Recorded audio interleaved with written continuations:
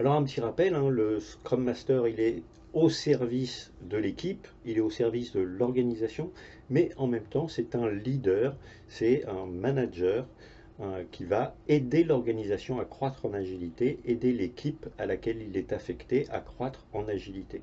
Alors un Scrum Master peut bien sûr être affecté à plusieurs équipes, de la même manière qu'un manager peut manager plusieurs équipes, c'est exactement pareil.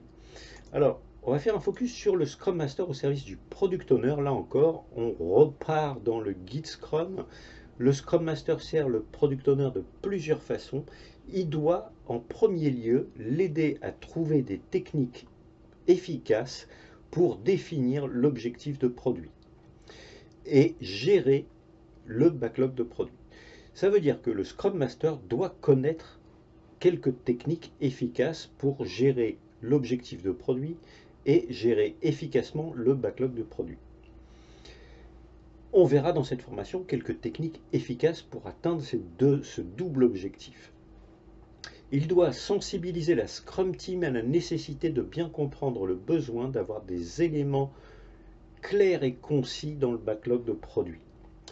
Il doit encourager l'application de la planification empirique dans un environnement complexe. Alors, là aussi, on pourrait détailler cette phrase-là. On va le faire par la suite. On va vraiment voir toutes ces activités et on va les décortiquer une par une. Enfin, il doit faciliter la collaboration des parties prenantes en cas de demande ou de nécessité.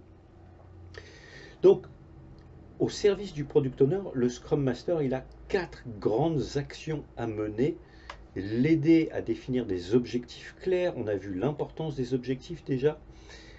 L'aider à gérer efficacement son backlog de produits pour pouvoir atteindre ses objectifs clairs. Il doit aider la Scrum Team à bien assimiler l'importance d'avoir des éléments de backlog de produits qui soient clairs et concis. Il doit encourager l'application de la planification empirique, c'est-à-dire avoir des itérations où on progresse à chaque itération. Vraiment appliquer le cycle itératif. Être en capacité de délivrer très vite, le plus tôt possible, un incrément de produits fonctionnels. Là, c'est vraiment la planification empirique. Il doit, deuxième élément de la planification empirique, c'est s'appuyer sur ses connaissances, c'est-à-dire sur ce qu'on vient de faire, sur la quantité de travail qu'on vient de réaliser, pour pouvoir planifier demain.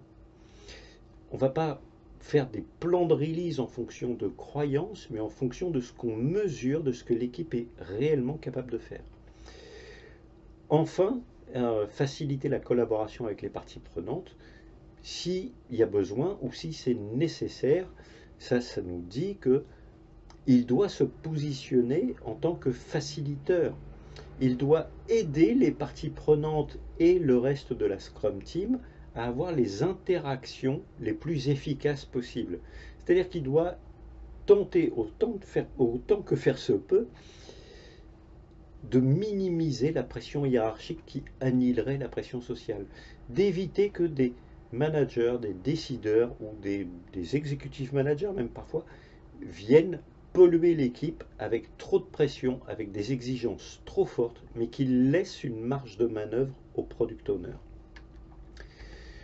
Deuxième élément, le Scrum Master sert l'équipe de développement.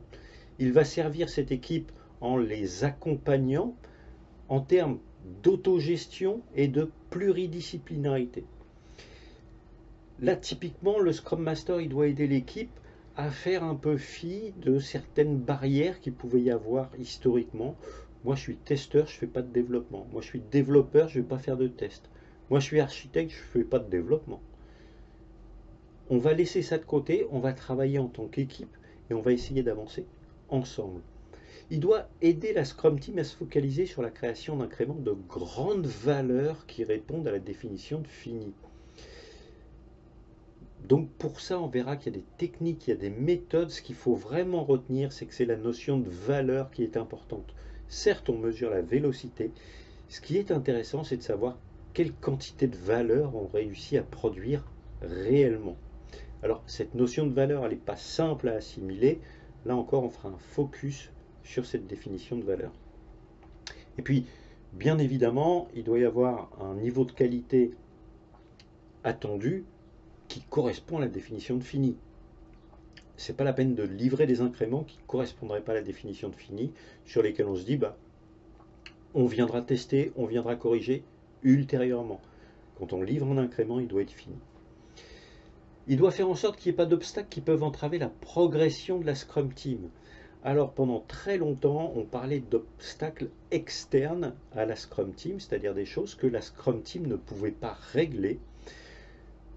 Dans un premier temps, le Scrum Master doit aider l'équipe, mais là on rejoint la première ligne, hein, à être en capacité de s'auto-gérer et de régler elle-même les problèmes qu'elle rencontre en interne, notamment des problèmes liés à de l'architecture, à du code, à la production de ce qu'elle a à produire.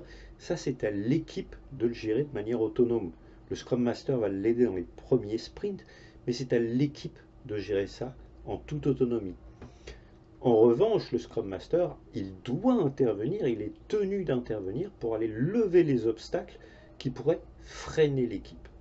Je rappelle qu'il est redevable de l'efficience de l'équipe. Il doit s'assurer que tous les événements de Scrum ont bien lieu, qu'ils servent à quelque chose, c'est-à-dire qu'ils soient efficients et productifs et qu'ils respectent bien les temps impartis, les time box. Donc, c'est vraiment une obligation de résultat. Il doit s'assurer que ces événements ont lieu. Et enfin, le Scrum Master a une dernière fonction, une dernière mission. Il doit servir l'organisation, c'est-à-dire tous les gens qui ne font pas partie de la Scrum Team. Alors, bien sûr, il va se focaliser en priorité sur les key stakeholders. Le Scrum Master a une mission vis-à-vis des key stakeholders. Et puis vis-à-vis de tous les stakeholders. Tous les gens qui ne participent pas à la Scrum Team, qui sont plus ou moins liés au projet, le Scrum Master va devoir les accompagner, les former et encadrer l'organisation dans son adoption de Scrum. C'est sa mission. Il doit planifier et apporter des conseils sur les implémentations de Scrum au sein de l'organisation. Donc il a un travail de planification à réaliser.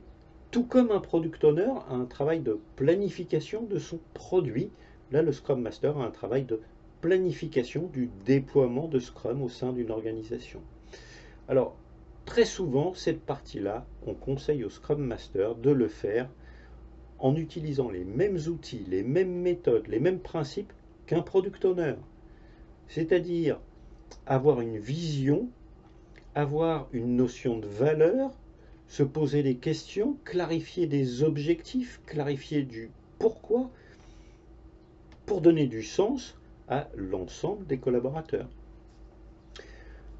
Enfin, deux derniers points, il doit faciliter la compréhension de l'approche empirique dans des environnements complexes, que ce soit pour les employés ou pour les parties prenantes. Là encore, on reviendra sur ces aspects. Et il doit contribuer à lever les obstacles qui peuvent se dresser entre les parties prenantes et les Scrum Teams. C'est la deuxième fois qu'on nous dit que le Scrum Master doit lever les obstacles, à la fois au niveau de l'équipe, mais à la fois aussi au niveau des parties prenantes. Donc le Scrum Master doit vraiment être vigilant sur les relations entre les parties prenantes et les Scrum Teams pour s'assurer que tout fonctionne bien. Voilà, la prochaine fois, on va faire un focus sur la première partie des missions du Scrum Master. Comment est-ce que le Scrum Master accompagne le Product Owner?